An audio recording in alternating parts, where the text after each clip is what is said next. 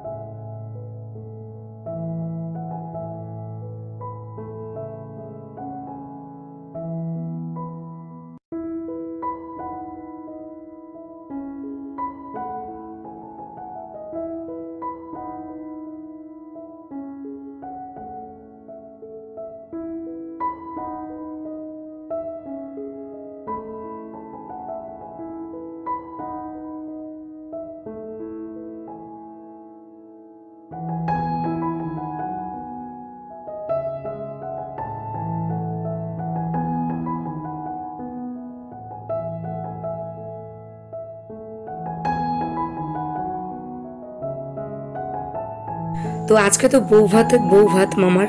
তো এই হচ্ছে আমার এক দিদা। তো ওই দিদা হচ্ছে কালকে আমাদেরকে বলেছে খাওয়া দাওয়ার কথা। তো ওই দিদা বাড়িতে হচ্ছে খাওয়া দাওয়া আজকে সকালবেলা বলতে দুপুর হয়ে গেছে, প্রায় 12টা বাজে। আর বিয়ে বাড়িতে দেখো বিয়ে বাড়িতে খেতে তো বেলা হয় তাই না, তার জন্য হচ্ছে বিয়ে বাড়ি খেতে তো ওটা 2:30 3টে বেজে যাবে। তার জন্য এই দিদা বাড়িতে এসেছি, দুপুরবেলা যে খাওয়া দাওয়ার নিমন্ত্রণ, তাই সবাই মিলে চলে এসেছি। তো দিদা কি রান্না করছে, এখানে রান্না করছে আজকে মাছের ঝোল আর আম দিয়ে ডাল এইসব অনেক কিছু রান্না করেছে। আর মাছের ঝোলের সেন্টটা এত দারুণ হচ্ছে তোমাদেরকে দেখাই। দেখো এই দেখো কাঠের উনুনে মাছের তরকারি রান্না করার যে টেস্ট হয় তোমরা তো বুঝতেই পারছো। তার মধ্যে মানে গরম মশলা বেটে দিয়েছে, এত সুন্দর সেন্ট আছে না বলার মতো না। তো দিদা গরম মশলা বেটেছে দেয়নি, এখন দিয়ে দেবে গরম মশলাটা। তো এই যে গরম মশলাটা দিয়ে দিচ্ছে। এখন দিদা বললো যে মানে আর ঝোল টানাবো, আমি না দিদা আর ঝোল টানিও না, কেননা সবাই তো খাবে, একটু ঝোল লাগবে। যাই হোক মাছটা হয়ে গেছে, চলো এখন আমরা খাওয়া দাওয়া করতে বসবো। আর তার আগে তোমাদেরকে বলি চলো ঘরে দেখাচ্ছি বোন কী করছে। ও এত কাজ করছে মনে হচ্ছে ও বাড়িতে লোক, ও এই বাড়ির লোক, হ্যাঁ মানে হেড অফ দ্য ফ্যামিলি। আর আমরা হচ্ছে মানে কি বলবো রিলেটিভ, আমরা ঘুরতে এসে খাওয়া দাওয়া করবো, তাই জন্য গুছিয়ে দিচ্ছে, থালা এনে দিচ্ছে, আসন পেতে দিচ্ছে, গ্লাসে জল ভরে দিচ্ছে দেখো। তো যাই হোক ওর এগুলি খুব আছে, মানে যেখানে যাবে সেখানে খুব মিশিয়ে যেতে পারে। তো পজিটিভ ব্যাপারটা খুবই আছে। তো এখানে আমরা সবাই চলে এসেছি, আমার 3 বোন বড় এবং মা 4টে বাচ্চা সবাই মিলে চলে এসেছি। এখন খাওয়া দাওয়াটা সেরে নেবো। খাওয়া দাওয়া সেরে আবার হচ্ছে মোটামুটি এখানে কিছুক্ষণ থেকে আবার বাড়ি চলে যেতে হবে, মানে ওই মা বাড়ি চলে যেতে হবে। ওইখানে ওই মা বাড়ি বলতে ওখানে 3-4টে মা বাড়ি, আর কি বলবো। চলো খাওয়া দাওয়াটা সেরে নিই। আর মাছে চলে এত সেন্ট হয়েছে আমি আর পারছি না, আমি খিদে পেয়ে গেছে। সকালে শুধু 1 কাপ কফি খেয়েছি। আর চলো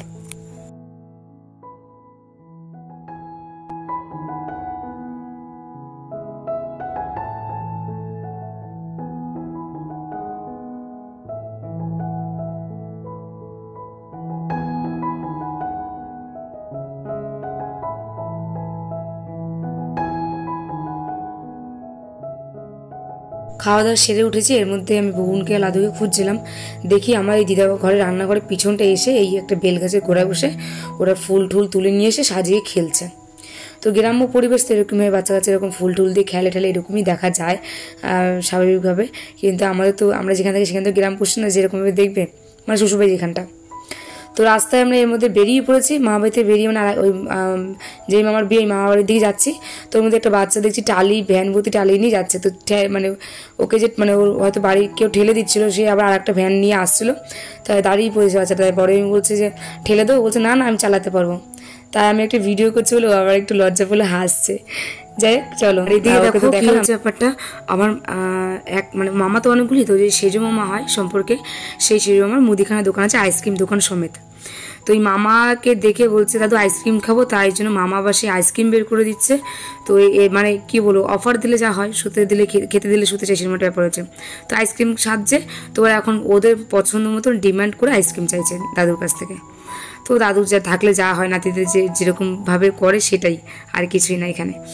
যাই হোক আইসক্রিম সবাইকে দিচ্ছে, ওটা বলছে আমি বলছে অরেঞ্জ খাবো, ও বলছে এই খাবো সেই খাবো। তো আইসক্রিম নিয়ে এসে আমরা আর দাদু মামা আমাদেরকে সাজছিল, আমি বলছি না আমরা খাবো না, ওদের দাও তাহলেই হবে। তো সবাই চলে আসলাম এদিকে। এখন কিন্তু তোমরা ভাবছো যে এই তো খেয়ে আসলো, আবার খেতে বসবে এখন? না, এখন প্রায় 3:30-4টে বেজে গেছে। তো তারপরে হচ্ছে আমরা দিদি গেছিলো, মানে দেখছিলো যে খাওয়া দাওয়া কীরকম হয়েছে।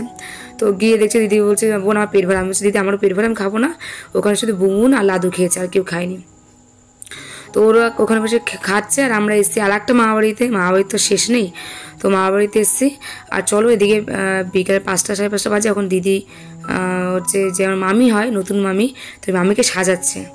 তো এই দিদি হচ্ছে মেকআপের যে কোর্স হয়, এরকম মেকআপ আর্টিস্ট যেটা হয় সেটাও শিখেছে। তো সেটা হচ্ছে ওই জন্য হচ্ছে যা হয়, মানে বাড়ির মধ্যে কেউ যদি মেকআপ আর্টিস্ট হয়ে থাকে তাহলে তো সেই সাজাবে, তাই না? তো এদিকে মামিকে সাজাচ্ছিল, আর আমি একটু শেয়ার করলাম। শাড়ি পরে আমরা মেজদি বদ্ধ শাড়ি পরে আমরা নাইটি রাতে 8টা বাজে, বৃষ্টি হয়েছে ভীষণ, রেডি হতে পারিনি। কি হচ্ছে খেয়ে নি, তারপর বাড়ি শাড়ি। হ্যাঁ হবো তো বেবি, চল। তো রেডি হতে পারিনি বলতে আজকে তো বউ ভাত। তো রাত্রি 8:30 বেজে গেছিলো, আমি তখনও রেডি না, 8টা-7টা বেজে গেছিলাম, রেডি হইনি ইচ্ছে করে গাফলিতি করে। তো এইটা হচ্ছে আমার যে দিদি, তোমাদেরকে দিদিকে দেখাচ্ছিলাম, ওই দিদি হচ্ছে ভাইয়ের বউ, মানে আমার ভাই বউ। তো দিদি ভাই বউ সাজতে পারে না, মানে আমার বড় মামার ছেলে বউ সাজতে পারে না। তো আমাকে বলছো দিদি ভাই একটু সাজিয়ে দেবে, তার জন্য দিদি ওকে সাজিয়ে দিলাম, বোনকে। কোয়েল, বোনের নাম কোয়েল। তো ওকে সাজিয়ে দিলাম, সাজিয়ে দেওয়ার পর আমার এক মামিকে সাজিয়ে দিলাম। দেখো এখানে একটা খোপা করে 8 পরে শাড়ি পরা আছে লাদুর সামনে, আমি দেখবি রাস্তাতে নাচবো। তো সেই মামি হচ্ছে মামিকে সাজিয়ে দিয়েছি। তারপরে আমি সাজতে গেছি কটায়, রাত্রি 11টায়। এখন বাজে মোটামুটি 11:30 থেকে 12:15। তো আমি কিছু সেরকম সাজবেজে নিই, যত শর্টে পেরেছি তত শর্টে মেকআপ করে এসেছি, আর শাড়িটা পরেছি। চুলে ভাবছিলাম খোপাটা বলতে কিছু দিইনি, মাথা মতো এত গরম হয়েছিল সাজতে পারিনি, এরকম একটা ব্যাপার হয়ে গেছিলো। যাই হোক এখানে হচ্ছে আমরা সবাই মিলে একটু নাচছি। এই জাস্ট আমি দুটো গানে নাচতে পেরেছি সবার সাথে, তারপরে সবাই বাড়ি চলে গেছিলো, মানে 12টা বেজে গেছিলো, সবাই বাড়ি চলে গেছিলো।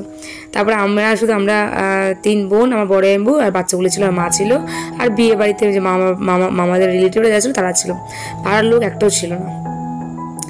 চলো কথা বলতে বলতে আমরা এত হাসি। এই যে মামির সাথে কথা বলছি আমি, খোপায় ফুল দেওয়া, এই মামিকে সাজিয়ে দিয়েছি পুরো আমি, খোপা টোপা করে ফুল টুল দিয়ে, শুধু শাড়িটা আমি বদ্দি পরে দিয়েছিল।